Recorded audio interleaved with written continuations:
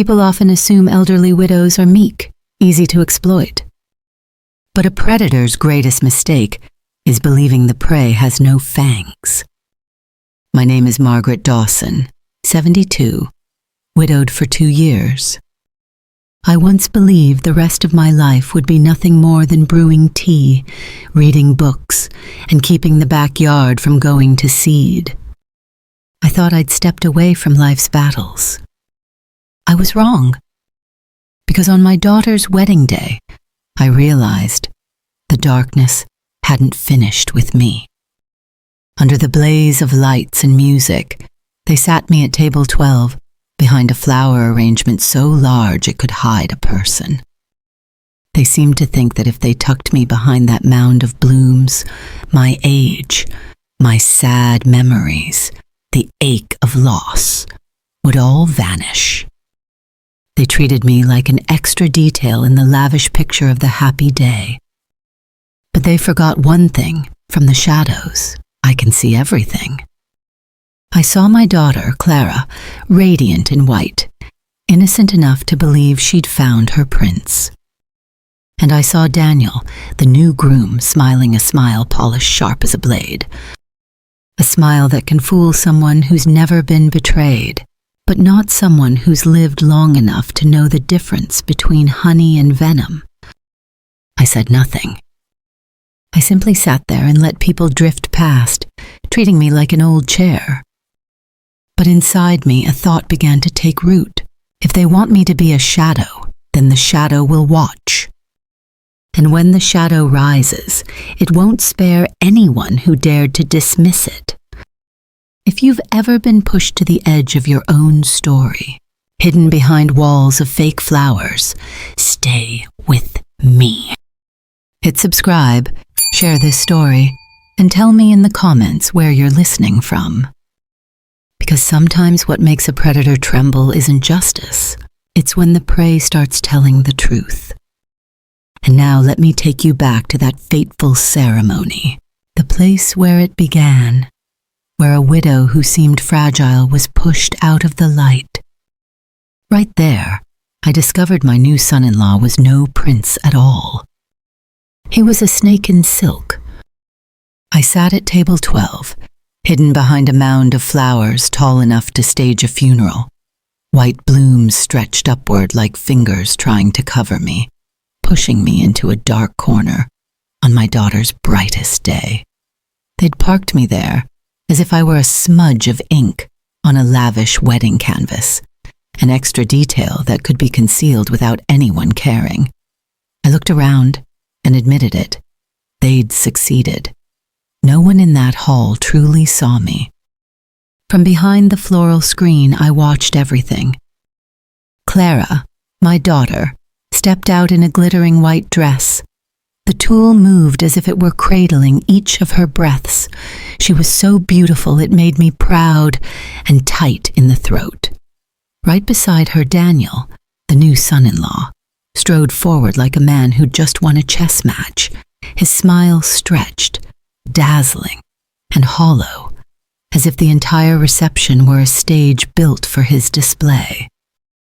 He shook hands, bowed, kissed cheeks, calculating each glance, each gesture. Whenever he spotted a wealthy guest, his smile flared like a crystal chandelier. When his eyes met more ordinary people, the light died at once, leaving a face cold as ice. I watched and thought, a snake can shed its skin, but it can't shed its nature. The crowd laughed, toasted, took photos. I sat silent in the shadow of flowers.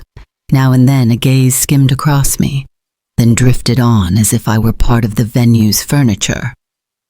It's almost comical that people believe hiding a widow behind a pile of flowers can also hide history, and the eyes that have seen through 72 years of human nature. During cocktail hour, Daniel finally remembered me. He came over wearing that polished grin, better suited to negotiations than to family. "How are you enjoying the reception, Mother?" "Magical, isn't it?" he said with practiced confidence, fingertips brushing the back of my chair as if he already owned me. I sipped my champagne and kept a thin, ironic smile. Yes, magical. Shame my view is blocked by flowers. But on the bright side, I've learned a great deal about the art of seating charts. He gave a dry laugh and sat beside me. His eyes, I noticed, weren't smiling at all. You know, I'd really love to understand you better. In fact, we should have a private dinner, just you and me. There are important matters about the future of the family that I'd like to discuss. The future of the family? I laughed inwardly. Usually people talk about the future after they've courted, before the wedding. He, on the other hand, had married first, and only then hauled out the mother-in-law to negotiate, a man who knew exactly what he was after. I looked straight into his eyes and saw greed glint there, a spark licking at dry wood. I rested my hand on the table, lifted my glass, and turned it so the lights caught the rippling gold. How unexpected. You do move quickly. Most people wait a few years before plotting the future with their mother-in-law. Daniel's mouth twitched, his smile thin as a taut rope. I believe the sooner the better. Our family needs unity, and I want you to feel protected. Protected! The word fell from his mouth like a threat dipped in sugar. I've heard enough honeyed talk in my life to know when a man is telling the truth, and when he's only aiming for the purse. I set my glass down, leaned back, and let a faint smile show. An enticing invitation. You pick the day. I'm curious to hear what my new son-in-law thinks about the future. His eyes lit up, convinced he'd cast the net. How about Thursday? There's a very private restaurant, perfect for meaningful conversations. I nodded, feigning a touch of frailty as if I were moved. Inside, I was laughing. He had no idea he'd just slipped the noose over his own neck. The wedding rolled on, music playing, guests laughing. Clara danced with Daniel, her eyes shining with happiness. I watched my daughter and felt my heart twist. She had no idea that the man she called husband had just whispered to me about the future of the family. A future in which, in his imagination, I was nothing but prey. I sat back in the dark, no longer humiliated. Instead, I sensed a game beginning. And this time the hunter would learn to fear the prey. I raised my glass one last time and smiled thinly. He didn't know he'd just invited the wrong widow, one with more secrets than he could ever guess. The restaurant glittered, light splashing into the red wine until it looked like blood. Daniel set a thick file in front of me, clipped inside a hard cover like a gold-plated mousetrap. The table was draped in crisp white. The knives lay bright and cold beside porcelain plates, as if waiting their turn. A server stood a few paces away, so polite he was practically invisible.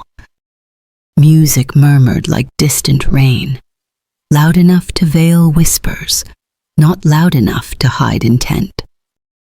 I touched the file. The smooth cover felt like the back of a snake that had just shed its skin. Daniel leaned back with a thin smile. It never reached his eyes. I'd seen that smile too many times in my life, especially when someone is about to sell you something no one should buy.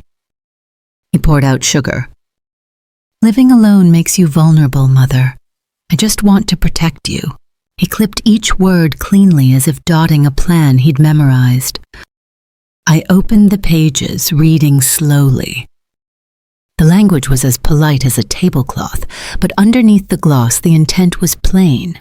He wanted control over the money, the decisions, and, if necessary, over my aging body. Each sheet was a cord. Together they made a rope. I pretended to tremble, like a fawn caught in a snare. I took a sip of wine, let the heat pass my throat, and gave a small cough to sell it. It's a lot of paperwork, I said. I'm afraid I won't understand everything. Daniel tilted toward the light. It turned his hair into decor. You don't need to understand everything. You only need to trust me. I'm family. I want things tidy, so that if anything happens, I can take care of you. A sentence cushioned with the word family, but the boot inside was steel. I pressed a fingertip to the edge of the cover, my voice wandering like a lost old woman. What if I change my mind? If one day I want my decision-making back? He smiled.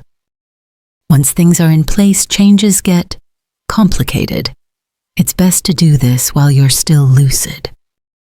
Then everyone will believe you decided wisely. I heard the word lucid fall with a cold clang. He'd paved the road already. Today, protection. Tomorrow, doubt. If I signed, my voice would shrink by degrees until it disappeared. The window wasn't open for air. It was open for someone to climb in. I turned to the last page. The signature line was a wide blank, like a mouth waiting to swallow. I set the pen there and let my hand tremble. Daniel watched, breath quickening. People assume prey shakes from fear. They don't know sometimes prey shakes from holding back a laugh. Why the rush, Daniel? I asked. I've been your mother-in-law for what, a few days? Because I'm thinking of the future, he said without missing a beat. These things are better done early. When there's no turmoil, everyone's clear-headed. Clear-headed, I repeated, tasting the astringence of the word. And if later they say I'm no longer clear-headed, he set his hand over mine. His palm was warm. I felt cold. In that case, the decisions will already be in the hands of someone trustworthy. You'll be at peace. Peace is a soft word, but it can be used to nail a lid shut. I slipped my hand away, feigning shyness. You're very thoughtful. I truly appreciate it. He heard what he wanted to hear. Pride spread across his face like a sunbeam. Then sign. Once this is done, you'll feel so much lighter. I bent and sketched a meaningless loop on the paper's edge, like a child practicing a signature. My handwriting's gotten terrible, I muttered. Age stiffens the hand. No matter, he said. What counts is the intent. Intent. I set the pen down like a hiker resting after a steep climb. One more question. If a large expense comes up, you'll ask me first, won't you? He hesitated just a hair, then nodded smoothly. Of course, but sometimes time is critical and I'll handle it for you. Faster is better for everyone. Faster. Another door opened in my mind, leading to a room with no chair for me. I looked up and gave him a faint, frail smile. You're very clever. The main course arrived. A knife kissed porcelain. It sounded like a spoon scraping the lip of a well. I cut a small bite and chewed slowly. In my head, a cellar flicked on, wool sweater smell, paper dust, closed drawers. I thought of my husband. He loathed showy dinners, but understood bargaining down to the grain. If he were alive, he'd take one look at Daniel and leave. He never needed proof. I want proof and an ending. I set the cutlery down and looked at the pages again. The neat lines of text stood at attention like guards at a gate. They know how to rock you to sleep in your warm nest, then change the locks in the night. This won't be finished tonight, I said, as if apologizing. I need to take it home and read it again. I like to understand every line, every word. A bad habit I never lost. Daniel's smile flickered for a beat, then slid back into place. Of course, but best to do it soon. Too many opinions will only tangle things. I slumped a little, playing the loser. I only want one opinion. An old friend? I shook my head. My husband's lawyer. He missed half a beat, like a song stumbling on a note. You're still in touch. I keep more than you think, I said, lifting my glass. And I've learned something. The things that truly protect me usually sit where no one bothers to look. His eyes narrowed. I caught a pinprick of annoyance. He'd assumed I had nothing but wilted flowers and utility bills. He wasn't ready for the word lawyer or for the memory of a woman who's lived through enough winters to know when to start a fire. Well then, I said, closing the file with a smile. I have my own attorney as well. I want her opinion. Daniel's smile stalled, only for a blink, but I saw it flash like a knife in the dark. He nodded slowly. I'll wait for your word. The sooner the better. I won't keep you waiting. I stood and reached for my shawl. Thank you for dinner. The wine was excellent. I like things that leave an aftertaste. On the drive home, the city opened like a forest whose fireflies had been replaced by neon billboards. I passed quiet rows of houses and thought of Clara's eyes as she danced. I wondered how long before she saw the scales beneath the silk. They say love is blind. No one mentions blindness can be cured by a shock big enough. At home, I hung up my coat, washed my face, and looked at myself in the mirror. An old woman with silver hair looked back, breathing steady. I switched on the kitchen light, poured a glass of water, and set the file on the table. I reread the opening pages and marked a few spots with a small slip of paper. Words don't lie. They only need someone willing to listen.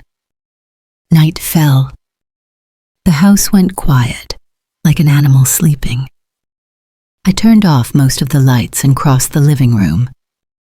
My husband's coat still hung in its place, like an old sentry on duty. I stopped at the door to the basement. The key sat where it always had, in the blue porcelain bowl. I hadn't touched it in a long time. Each time I passed, I told myself not yet. Tonight, that not yet lay curled like a cat waiting by the door. I picked up the key, the chill ran along my palm. I set it back in the bowl and turned out the light. Not because I was afraid, because I wanted the silence to finish its work. In the morning, I'll open the door. In the morning, I'll go down and find what my husband left, and see what he prepared for a day like this. I went to my room, drew the curtains, and lay down. In the dark, I heard Daniel's words from the restaurant, soft as velvet. Protection, peace, future. I laughed without sound. Some words are born to lull you to sleep. Others are born to wake you. Before closing my eyes, I texted Evelyn one short line, lunch, tomorrow. Then I set the phone down and spoke to the house. Tomorrow we dig. Tomorrow the snake will meet the axe. And tonight I'll let it have one more sweet dream. Let it believe it's leading me. Because when the dawn opens the door, I'll already be one step ahead. And down in that basement there may be something sharp enough to cut every rope it just cast. That night I flicked on the small hallway light and headed down to the basement. The wooden stairs murmured, as if reminding me each step had its own memory. Below, the air was thick with dust and the old wool scent of my husband's sweaters. It wasn't unpleasant, just a little tight in the chest, like a hand long gone still trying to rest on your shoulder on sleepless nights. I stood in the dim amber bulb until my eyes adjusted, then moved past cardboard boxes, an old bicycle, a few framed photos wrapped in cloth. In the far corner sat the safe I hadn't dared open in 2 years. I'd walked past it 100 times, telling myself tomorrow. And every tomorrow had something more important, changing the porch bulb, watering the garden, or simply breathing. Tonight those small excuses dissolved like salt in water. Tonight I had a larger reason. A snake in human skin wanted to slither into my life, and I was done standing in the dark. I dragged a folding chair over and sat in front of the mute, cold metal door. The key in my coat pocket felt heavier than a promise. When I turned it, metal met metal with a dry, sharp click. The door released, a cool thread of air touched my face.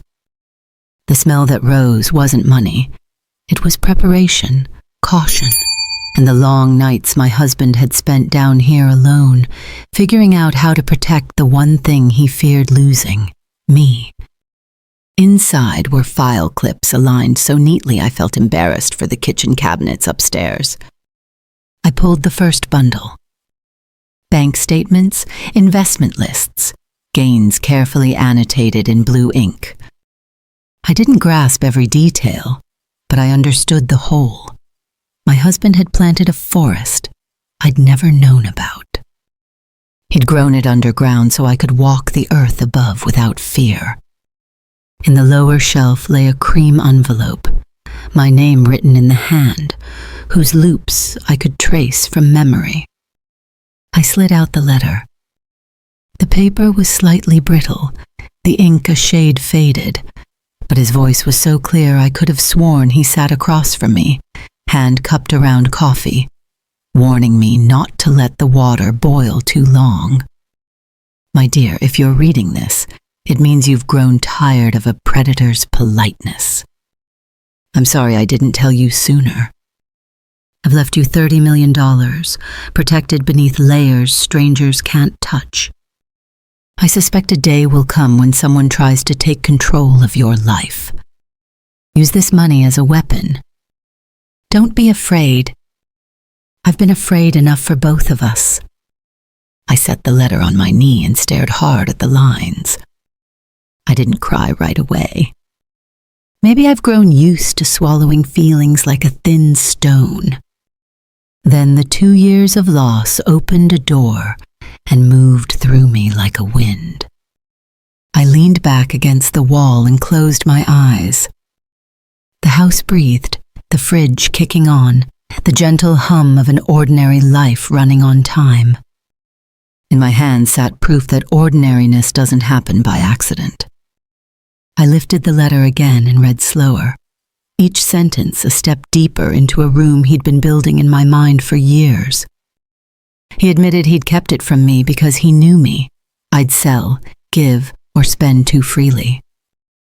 I believe money is a tool. He believed a good tool should be kept out of sight, so when you need it, you don't have to ask anyone's permission. I laughed softly when I reached this line. I know you hate the word protect, but sometimes to have freedom, you must first protect your freedom. That mix of sensible and infuriating, I'd memorized it over a marriage. Tonight it warmed me. He hadn't left me alone at all. He'd walked me to the vault door, placed the key in my hand, and said, "It's time." I opened a few more files. Accounts in my name. Lawful agreements I could assume with a signature. Not the kind that make you lose, the kind that let you hold. In the margins, his notes. Be wary of anyone who says family in the tone of a salesman. Respect the ones who work slow and steady. Don't sell what you don't understand. And always lock the basement door when you go back upstairs. The last line made me smile. He always thought about locks. I've spent a lifetime forgetting them. I returned to the letter. On the back, a few more lines. When you read this, someone may have just whispered to you about the future. Be polite. Let him believe you're fast asleep. Then at the right moment, wake yourself. I don't need you to win beautifully. I need you to win. Win. Not a word I use in the kitchen, but tonight it sounded exactly right. I stood and looked around the basement. It was as if someone had cleaned a pane of glass for me. I could see who I needed to call in the morning, which documents to bring, which questions to ask. I even saw how I'd talk to Daniel, how I'd let him hear exactly what he wanted until he said what he didn't. I folded the letter and tucked it back in the envelope. 2 tears fell onto the back of my hand. I wiped them quickly, like women have done for centuries, burning inside while the outside stays calm. I thought of that wedding table choked with flowers, of how they hid me behind petals, like a guilty thought. I murmured to the empty room, "You can hide me from the cameras. You can't hide me from the truth." I gathered what I needed, slid the papers into a bag, and locked the safe, listening to the bolt seat itself like a full stop. When I stood, my knee clicked. 72, and the body reminds you you're not wood. But that evening I felt like an oak after a storm, still standing, roots sunk deeper. Before leaving the basement, I looked around once more. Nothing had changed except me. I carried a healthy anger and a sharp aim. I would not let a stranger tie me with pretty paper and soft words. A widow can be underestimated. Live long enough, and you learn to turn underestimation into an invisibility cloak. I climbed the stairs. Each step brought me back to ground level, to the kitchen, the living room, and a phone waiting for a first call at dawn. I set the bag on the table and brewed a small pot of coffee, though it was late. I sat and drank the warm bitterness. Daniel thought I had wilted flowers and utility bills. Soon he'd learn I also had a treasure. The phone lay there, its screen black as the sky before sunrise. I opened my contacts and hovered over Evelyn Brooks. I didn't call yet. I wanted the first ring in the morning to be a bugle, waking the troops. Tonight I let the house nourish my decision. I checked the front door, locked it carefully, and dimmed the lights. Before bed, I glanced down the hallway. The basement door was shut, quiet as a secret tucked away. I felt my husband there, not with my eyes, but with that sense people have when they've loved long enough. I spoke into the air, not quite to anyone, not quite to myself. You've done the prep, the rest is mine. I lay down and pulled the blanket to my chest. My eyes grew heavy, my mind stayed bright. I thought about the private dinner, the slick smile, the slicker pages. I thought about another appointment, with someone who knows the law and knows people. Then a little rehearsal, where I'll play the trusting old woman and the snake will slip his neck into the loop. Just before sleep lowered the curtain, I saw myself at the wooden stairs again, hand on the knob. This time I wasn't afraid. I'd already opened it. And once you open one true door, the others remember their manners. At first light tomorrow, I'll stand beside the only person I need by my side. From there, we'll rewrite the ending Daniel thought he'd already signed. Call it karma, call it justice. I'll call it by a simpler name, a plan. For now, I switch off the lamp. The night holds. The snake is likely sleeping, dreaming of a future he's plotted for me. Let him sleep. When he wakes, he'll find the wall in front of him has become a mirror, and what he sees there will wipe the smile off his face. Tomorrow morning, I'll call Evelyn. And by afternoon, if everything keeps time, the snake will receive my first gift. Ah yes, so sweet, it's dangerous. In the morning, I took the file bag and drove through streets still wet with dew. Evelyn Brooks's office rose like a block of glass, reflecting a pale gray sky. I drew a breath and pushed the door open. Inside was bright, not the fake shimmer of wedding chandeliers, but the kind of light that lets you see every speck of dust, every ruled line. On the shelves, files stood in straight ranks, like an armory hidden in books. The furniture was simple, tidy. No showy art, just one old photo of a young woman smiling with eyes that never miss a detail. Evelyn came to meet me, dark sweater, hair pulled back. Her handshake was firm, unflashy. Half my weight seemed to lift when her hand closed over mine. We sat. I set the envelope and part of the files on the table. She didn't question me right away. She let me pour my story like hot tea, slowly, without spilling. When I finished, Evelyn leaned back and laced her fingers. She looked at me the way a doctor looks at a scan she's seen too many times. "Daniel is drowning in debt," she said evenly. "Not the cute kind from late utility bills, the kind a man racks up when he thinks he's smarter than the hole he's digging." I kept my eyes on the tabletop. "You found that so fast?" "Not fast," Evelyn said. "He left footprints everywhere. Bloated credit cards, private loans, a few shell companies like cardboard houses, and an old habit, targeting older women living alone, with a house, a pension, or a late husband who worked hard." The word habit hit the table. "You said that in the plural." "I did." She slid a few notes toward me. "He's hunted several widows. The difference is, this time he picked the wrong one. That didn't make me proud. It chilled me. I thought of faces I didn't know, quiet kitchens, pens trembling over paper under a sweet voice. I clenched my hands until my nails hurt my palms. Evelyn tapped the file. "The good news is your husband prepared. The accounts are well protected. The bad news is Daniel doesn't know that, so he'll push the timeline. When people are scared, they hurry. When they hurry, they slip."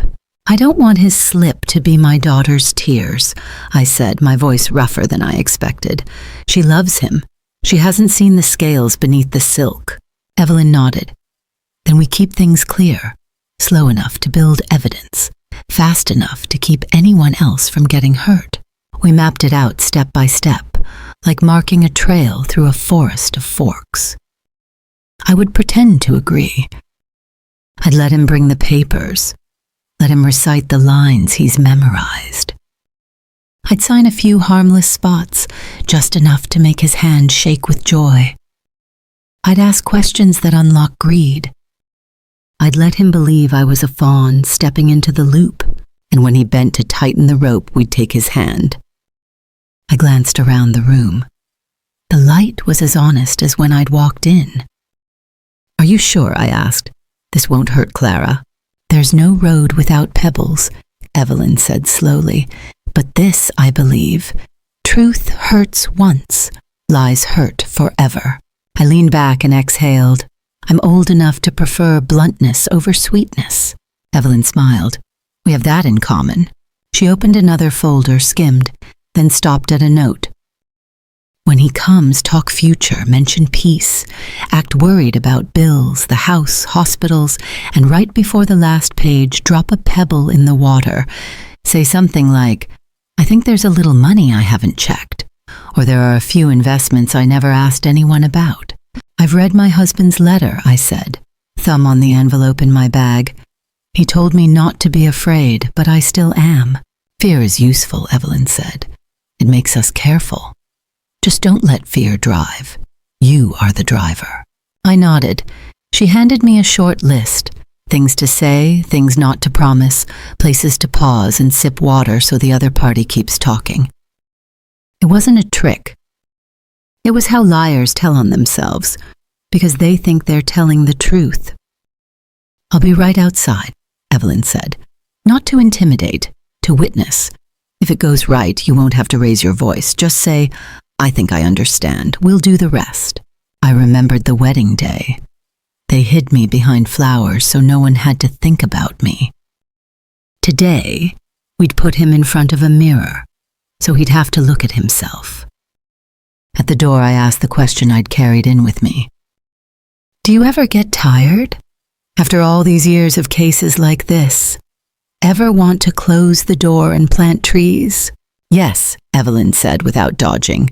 "But every time another woman walks in and sets a letter and a file bag on my desk, I think of them and sit down. Trees can wait for the weekend." We shook hands. This time mine didn't shake. Outside, the sun had come through. I stood a moment on the sidewalk to let my eyes adjust to the stronger light. Then I dialed Daniel. The phone rang 3 times. I heard him swallow before he spoke. "Mother, Daniel," I said, keeping the sandpaper of a sleepless night in my voice. "You were right. I've reconsidered. I need protection." I heard the quick, greedy breath of a man who believes the bait has taken the hook. His tone changed faster than a shirt. "I knew it. I knew you'd see reason. I can swing by this afternoon. We'll keep it easy. You just sign. I'll handle the rest." "This afternoon is rushed," I said. "Tomorrow, 3 o'clock, at my house. Done," he said instantly. "I'll bring everything we need. You won't have to worry. I'll explain line by line." "Line by line," I echoed, letting him think I was handing myself over. "Oh, and Daniel, there might be a little money I haven't sorted yet. That's not a problem, is it?" Half a beat of silence, then a velvet laugh. "Even better, Mother. I'll help you organize everything. Tomorrow, then."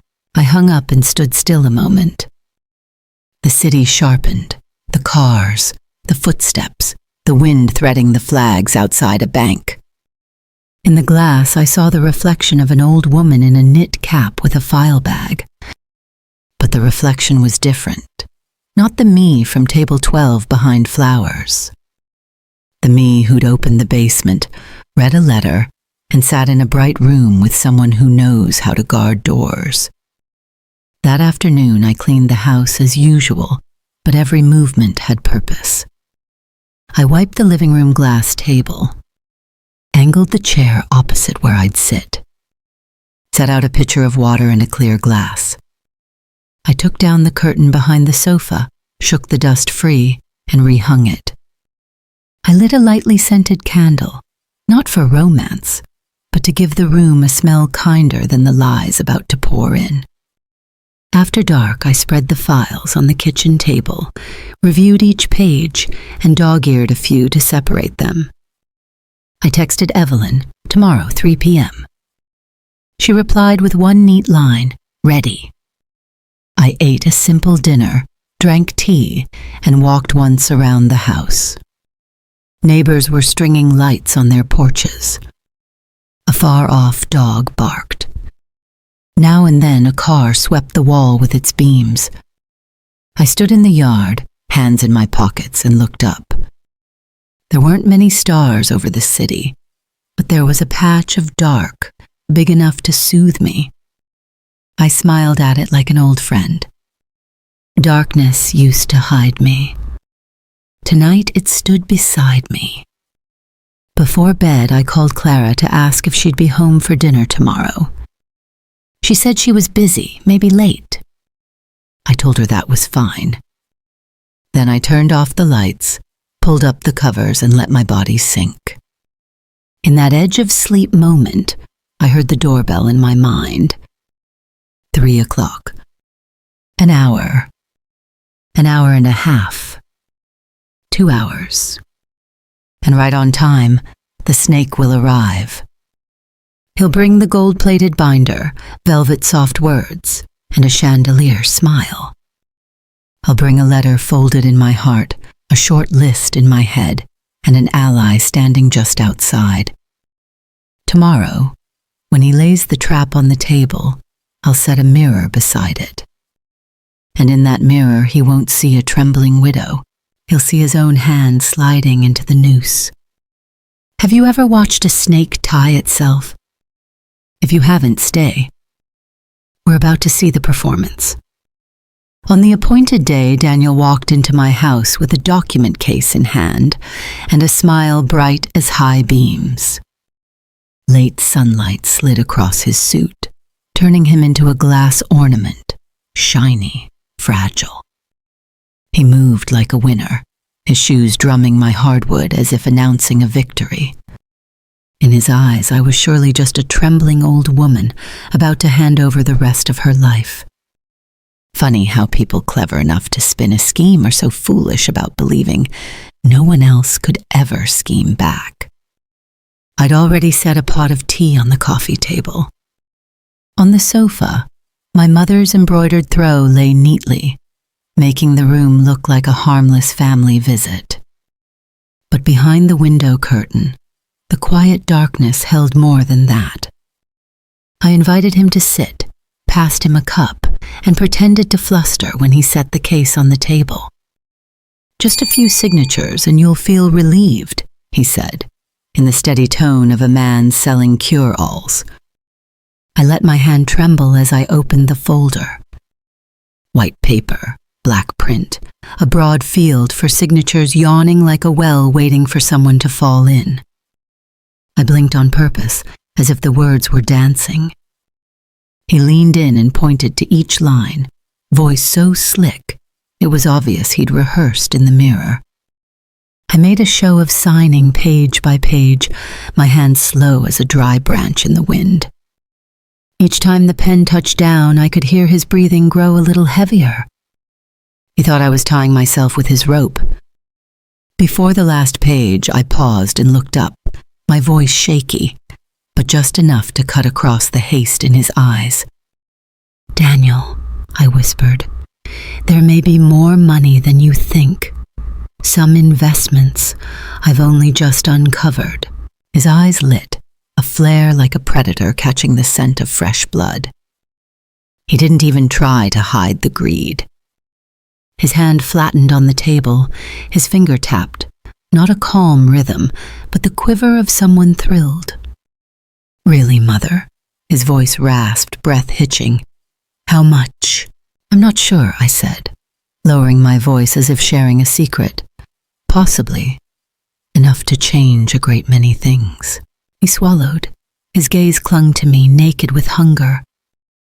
He didn't know I'd seen that look on other men, in other rooms, men who thought a smile and sweet words could turn a woman into a walking wallet. Daniel was only a shinier copy, not a new model. I set the pen down and met his eyes. My mouth tipped into a smile no one would mistake for weakness. "Do you know something?" I said, my voice no longer shaking. "You just signed your own arrest warrant." He froze.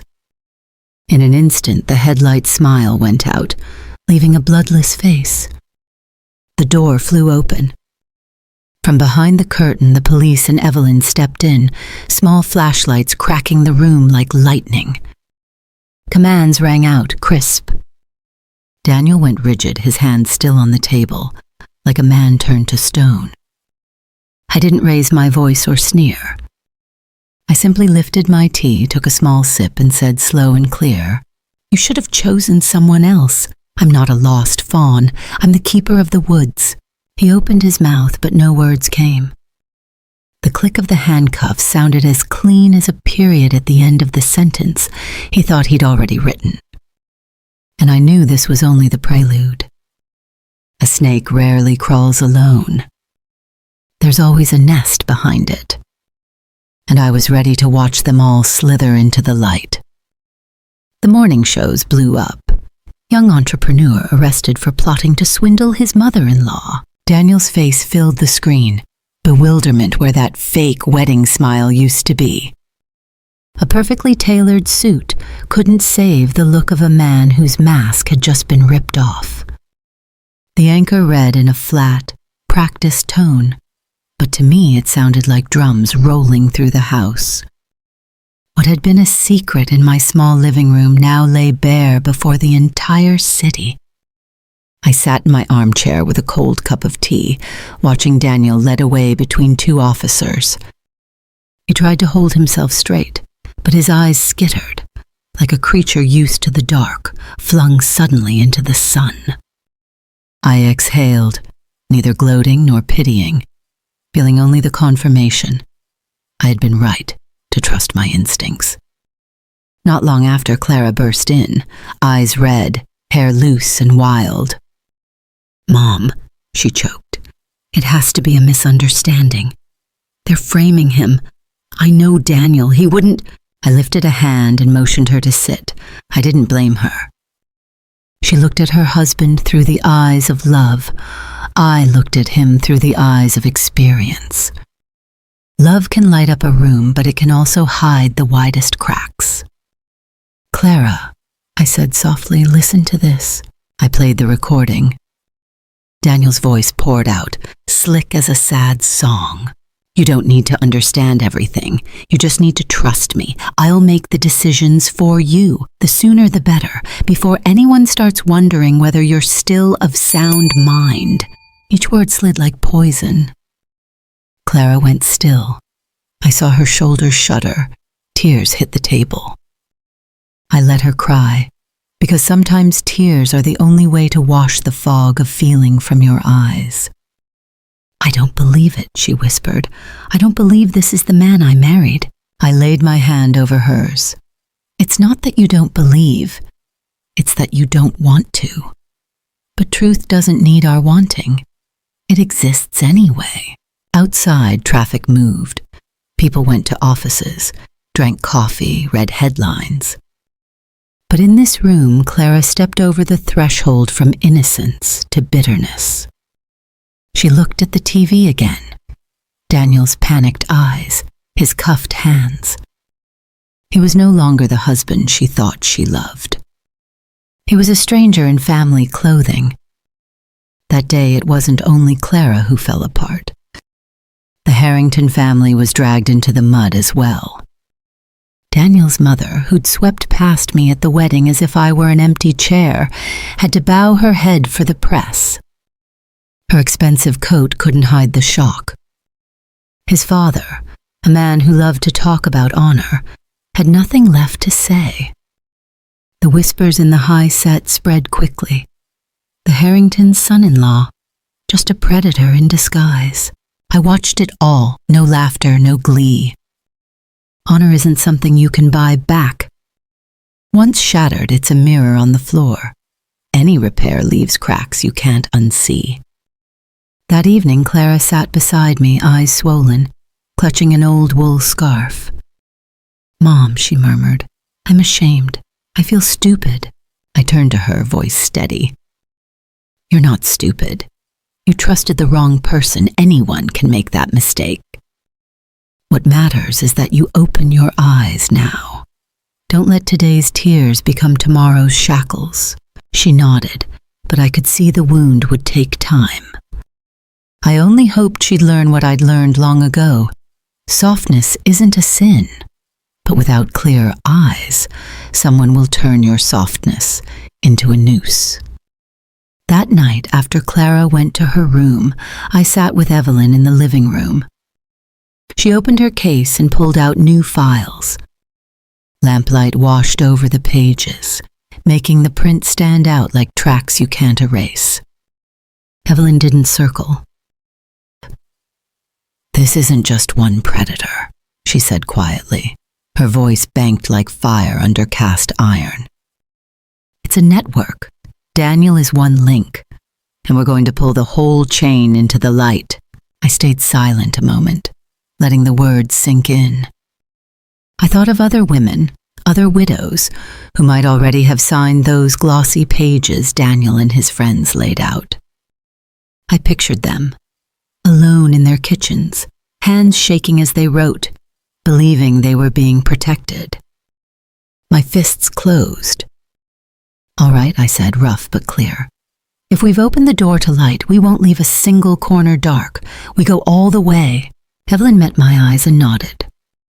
In hers, I saw a small bright answer to my own resolve, and I knew the game was far from over. It had only just begun. I, the woman once hidden behind wedding flowers, now sat in meetings with the FBI. No fresh bouquets, no waltz, only white lights and a long table buried in files. On the table, it wasn't a wedding menu anymore. It was a list of crimes, names printed line by line like cracks across the glossy wall of society. I sat up straight, not to prove anything to anyone, but to remind myself I was no longer the old woman tucked behind a centerpiece. The young agent across from me pointed to a board of notes, voice firm. This is the contact map. Daniel is only a small link. Behind him is a network. I stared at the names, mostly strangers, and with each one I pictured a widowed face alone at a kitchen table, pen trembling as she signs, believing she's being protected. The thought heated my blood. I set both hands on the table. What if I told you I don't just want to be a witness? I want in. The room held its breath for half a beat. One eyebrow rose. Another agent gave a thin smile. I wasn't joking. I have money, I went on, and I know exactly what men like this think of women like me. They think we're easy to swallow, so use me as bait. Only this time, the bait burns. They glanced at one another. An agent nodded. You want to set up a fund? I nodded back. An elder protection fund, not just paperwork. I want lawyers, investigators, and media. When the light's bright enough, the snakes run. Over the next week, I used the very money my husband left to build that fund. The press wrote the TV stations there. They gave me a strange title, The Widow Who Burns the Serpents. I laughed when I heard it, not because I felt grand, but because no one expects a gray-haired widow, once hidden behind wedding flowers, to become a torch. Maybe that's why the story rings true. On the air, images of me sitting beside agents. A file in my hand ran under the caption, Widow turns grief into justice. My phone rang non-stop, not from predators anymore, but from former prey. They told their stories, voices shaking, sometimes breaking open. Each story was a stick of kindling. My fund was the growing flame. Clara stayed quiet at first. She spent many nights accepting that the man she loved was only a smiling shadow. One evening she sat beside me, eyes swollen but voice steady. Mom, I filed for divorce. I took her hand, and for the first time in weeks, the weight on my shoulders eased. Clara left Daniel and found herself again. She was no longer a bride in blind white. She was a woman learning to rise from ash. In the days that followed, we stood together at several press briefings. Cameras looked not only at me, but at Clara, a young woman who escaped a web of deceit, and at an older woman who turned disaster into a weapon. That image had more power than any statistic. Of course, the other side didn't sit still. From the holding cell, Daniel shouted at the preliminary hearing, "This isn't over!" His voice echoed through the room, but to me, it sounded like a snake hissing inside a glass jar. I looked at him without a tremor. For him, the game had ended long ago. I left the courthouse with a faint smile. I knew there were others still lurking in the dark, waiting to slither out. But the difference now was this. I had light. I had fire. I had allies, and a fund at my back. The battle was no longer between me and Daniel. It had become a fight against an entire predatory network. And in my chest a question rang out, clear as a bell. If this is only the prologue, what else does the darkness still hide? Daniel was sentenced to 15 years. The sentence was read in a closed courtroom, but word spread faster than any official bulletin. The papers called him the foolish snake who picked the wrong widow. I sat at home, sipping wine, listening to the talk of the town, the way you listen to a strange song, whose melody you've known for years. The only thing that surprised me wasn't the sentence. It was how quickly people swallowed the story and turned it into a warning for themselves. A neighbor knocked and brought a pie. "You did the right thing," she said. The mail carrier smiled. "They're talking about it all over town. Even the ladies at church, women who once looked at me with pity, now whispered that I was the woman who dared to do what the rest of us only dare to think." A week later, I was invited to a national conference on preventing elder fraud. Plane ticket, hotel, everything arranged. Evelyn reminded me, "Just tell your story. Don't worry about the rest. The truth is strong enough." The auditorium blazed with light. Every row was filled. On stage, the mic waited under a hard spotlight. I walked up, my heels tapping like a heartbeat. I didn't shake. I'd done all my shaking at table 12 behind the wedding flowers. Today I wasn't the person who gets hidden. I drew a breath and looked straight at the front row, officials, lawyers, and a few elders sitting very still. I began.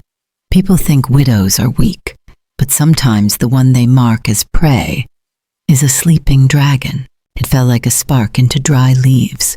The room rose to its feet. The applause wasn't just for me. It was for everyone who'd been dismissed, deceived, or locked inside a cage labeled protection. In the seats, I saw old faces brighten as if realizing they weren't alone. I went on, Daniel thought he could run me with paperwork and promises. What he forgot is that old age isn't a weakness. It's an arsenal, a store of memory, observation, and patience. What he mistook for wrinkles were maps of battles already won. Silence, then another swell of applause. I told it all, without skipping a detail. How I was pushed to table 12, how he dripped honeyed words like a snake weeping venom, how I opened the safe and found my husband's letter, and how I turned every trap into a mirror that made him face himself. I didn't cry. My voice stayed even, sometimes wry, sometimes like a dark fairy tale. People didn't need more tears. They needed a torch. When I finished, I paused and looked across the hall. I want you to understand one thing. Predators will always exist. But if we stand up, if we use our scars as shields, no one gets to turn us into easy prey. The room held its breath. Then the applause hit, hard as rain on a tin roof. Some stood and waved. I smiled, not bowing like someone grateful for permission, but standing straight like someone who'd just named a truth. That night, the networks replayed the speech. The papers pulled the line. People think widows are weak, but sometimes they're the sleeping dragon. It spread across social media, turned into a slogan. Someone printed it on t-shirts. Someone else painted it on a living room wall. Clara sat beside me watching the segment, eyes red but bright. "Mom," she said, "I never imagined you'd become an icon." I laughed and refilled my glass. Icons don't matter. What matters is people stop believing they're weak. You too. You won't be someone else's decision ever again. Clara nodded and squeezed my hand. She wasn't a tearful bride anymore. She was becoming a woman who chooses her own road. That night I sat alone on the porch, watching the city lights. I thought of Daniel. In his cell, he was probably still shouting, "This isn't over." But I knew his game had ended long ago. All he had left was an echo in a deep hole. I took a sip of wine and let the warmth slide down my throat. Then I smiled, slowly, not from joy but from knowing I held the ending in my hands. "And when the dragon wakes," I whispered as if to the sky, "it shows no mercy, it burns the predator and the net he cast." If this story touched your heart, make sure to like, share, and subscribe.